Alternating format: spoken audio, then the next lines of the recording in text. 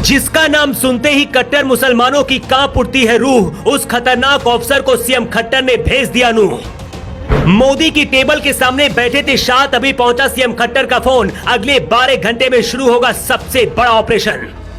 99% लोग नहीं समझ पाए मेवात की असल कहानी। हिंदुओं पर हमले के बाद पहली बार शाह लेंगे एक तगड़ा फैसला।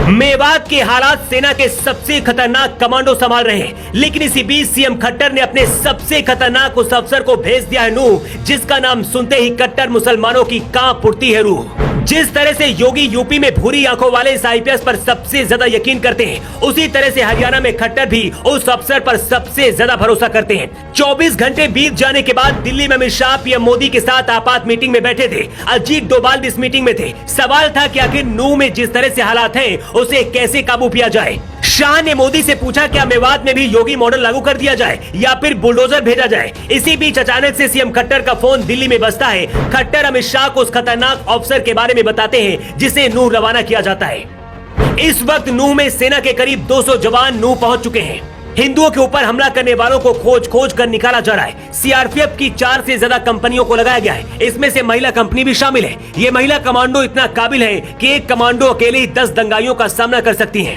इसके साथ ही रैपिड एक्शन फोर्स की 12 कंपनियां उतर चुकी है और हर इलाके को सील कर दिया गया है। पाकिस्तान और चीन से लड़ने वाले बीएसएफ और आईटीबीपी के जवानों को भी मैदान में उतारा गया है। बीएसएफ और आईटीबीपी की 4 कंपनियां मेवात में है। मतलब अगले 24 घंटे के अंदर मेवात की हालत खराब करने वालों का जनाजा निकलना तय है। विवाद कैसे शुरू हुआ, इसकी कहानी भी पहले जान लीजिए। सोमवार के दिन बजरंग दल और विश्व हिंदू परिषद ब्रजमंडल जलाभिषेक यात्रा निकाल रहे थे। उसी दौरान अचानक पत्थरबाजी शुरू हो गई। दर्जनों गाड़ियों में आग लगा दी गई। हालात देखकर ऐसे लगे जैसे भारत का मेवात नहीं बल्कि ये सीरिया या फिर अफगानिस्तान है। महिलाओं को मंदिरों में अपनी जान बचाने के लिए कैद होना पड़ा। सड़कों पर ऐसा तांडव था जो इससे पहले भारत ने शायद कभी नहीं देखा था।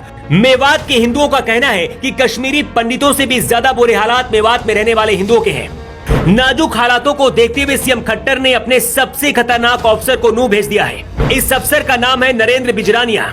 आईपीएस नरेंद्र अभी तक भिवाड़ी में तैनात थे।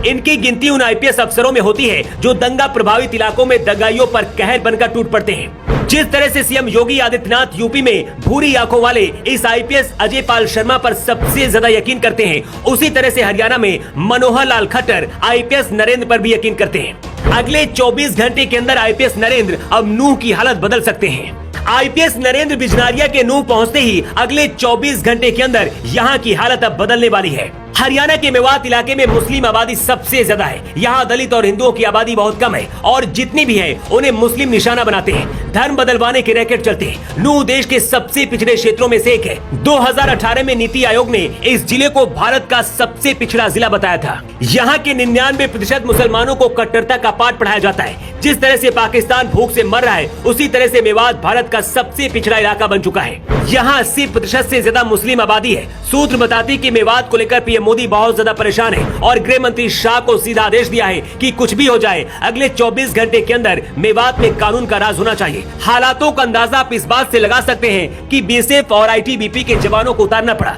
मेवात को लेकर अमित शाह एक और बड़ा फैसला लेने वाले हैं। सूत्रों का दावा है कि गृह मंत्रालय ने मेवात में आरएएफ स्टेशन बनाने की मंजूरी दे दी है, यानी कि रैपिड एक्शन फोर्स की यहाँ पर स्पेशल तैनाती होगी। मेवात में जिस तरह के हालात हैं, सरकार को क्या करना चाहिए और गुनहगारों को कैसी सजा देनी चाहिए, अपनी राय आप कमेंट बॉक्स पर लिखकर जरूर बताएं।